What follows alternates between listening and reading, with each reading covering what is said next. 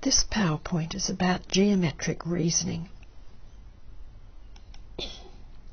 Geometric reasoning is a subset of the measurement and geometry strand of the Australian curriculum. It's not introduced until Year 3, and in geometric reasoning in Year 3 we expect children to be able to identify angles as measures of turn and compare angle sizes in everyday situations.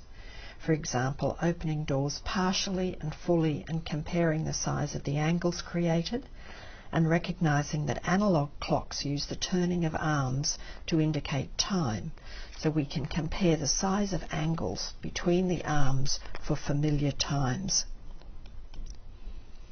Children learn to use inductive reasoning to identify visual and numerical patterns and to make predictions based on these patterns. Then children are introduced to the use of deductive reasoning to explain why these patterns are true. For example, every time Johnny freezes his water bottle, the water expands, so he learns quickly not to put too much water in the bottle to avoid having the top pop off or the bottle break. Reasoning in which he draws conclusions from experience is called inductive. But inductive reasoning is not foolproof. It may be that one time he puts the water bottle in the freezer and the water doesn't expand, perhaps because the water's flavoured in some way. So mathematicians are not satisfied with inductive reasoning. Inductive reasoning leads only to guesses or conjectures.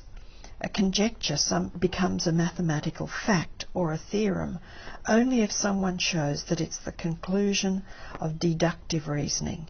And deductive reasoning, also called proof, is reasoning from proven fact using logically valid steps to arrive at a conclusion. Geometric reasoning involves the use of lines and angles. So we introduce children first to lines, and lines are made up of many points. There are straight and curved lines, horizontal and vertical and oblique lines, parallel and intersecting lines and line segments. Along with understanding about points and lines, children can work with angles, and they need to develop an understanding of things like plumb lines that the plumber uses, or spirit levels that carpenters use to find vertical and horizontal lines. A vertical line is the direction of the pull of gravity from any point on or above the Earth's surface towards its centre. So a natural right angle occurs.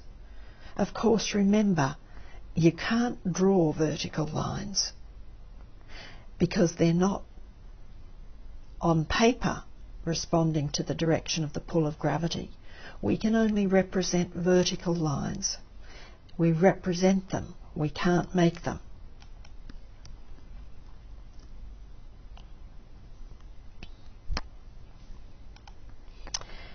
Angles are measures of turn, and we remember that there's 360 degrees in a circle and 180 degrees in a straight line. So children need to be comparing the size of angles and recognising angles in everyday situations. There are different types of angles, and while children in Year 3 don't necessarily need to know the names of all these angles, it's important that you do.